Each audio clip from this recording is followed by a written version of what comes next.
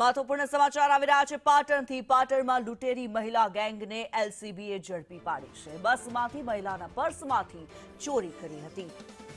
LCB પોલીસે 4 આરોપીઓની ધરપકડ કરી છે। મહિલાના પર્સમાંથી 6 તોલાના દાગીના ચોરી લીધા હતા। ચોરી પહેલા ભીડભાડવાળી જગ્યાએ વોચ રાખતી, બસ સ્ટેશન હોય, રેલવે સ્ટેશન સહિતની જગ્યાઓ પર વોચ રાખવામાં આવતી। નેપાળ, ઓમાન, સાઉદી અરેબિયાની ચલણી નોટો મળી આવી છે। અલગ અલગ સીસીટીવી ચેક કરી પોલીસે ઝડપી પાડી। યશવંત પટેલ વધુ વિગતો સાથે જોડાયેલા છે। યશવંત, મહિલા લૂંટેરી ગેંગને ઝડપી પાડવામાં આવી છે, શું માહિતી? કિન્નરી જે રીતના મહિલા ગેંગ હતી તેને તરખાટ 25 નવેમ્બરના રોજ બસ સ્ટેશનના અંદર કરવામાં આવ્યો હતો અને જે રીતના આ રેકી કરતી હતી, સૌથી પહેલા તો જે ભીડભાડ વાળી જગ્યા હોય, ચાહે મંદિરની જગ્યા હોય કે બસ સ્ટેશન હોય કે અન્ય કોઈ પણ જગ્યા હોય, ત્યાં આગળ આ લોકો જે ગેંગ હતી તે વોચ કરતી હતી અને જ્યાં પણ કોઈ ભારે દાગીના દેખાય, કિંમતી દાગીના દેખાય તો તેને કટર વડે કાપીને ખબર ના પડે તે રીતના લઈને આ લોકો રફુ ચક્કર થઈ જતા હતા।